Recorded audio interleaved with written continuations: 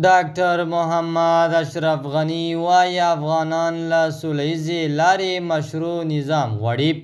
په سلامونو مو ورکړی کوم د IFG نیوز چینل درنو لیدونکو سلام، ستړي مشئ، وخت مو په خیر. پام مو راګرځوم د دې ساعت تازه او مهم خبر ته په سر کې یادونه کوم ملګرو که مو چینل نوی سبسکرایب کړی د تازه او مهمو خبرونو لپاره در سره IFG نیوز چینل په درنښت سره سبسکرایب کړئ. له واکه لرې کړل شوی ولسمشر محمد اشرف غني وایي د مشروع نظام رامنځته کول باید د مخکینیو ازمایل شویو څیرو بیا واک ته رسېدو په معنا نه وي.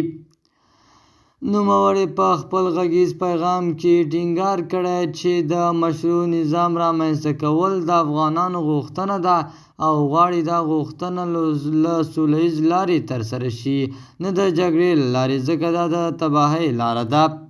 ښاغلي غني ټینګار کړی د دې موخې ترلاسه کولو لپاره د خلکو زغم نامحدوده نه دی او دې ته باید لاره جوړه نه شي. هغه غوټه چې په لاس خلاصېږي په خوله یې خلاصه کړئ.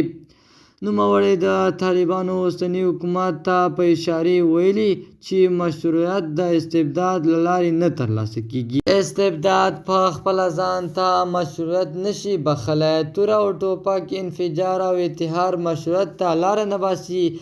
دا د حکم د ولس په لاس کې نه دی او د هغه له حکم او ګډون پرته مشروعیت نه راځي. ټول پوهیږي چې افغانان په ښکاره د نظام مشروعیت او د منلو وړ حکومت د ټولو لپاره غواړي، خو ترجیح ورکوي چې دا کار له سولیزې لارې ترسره شو.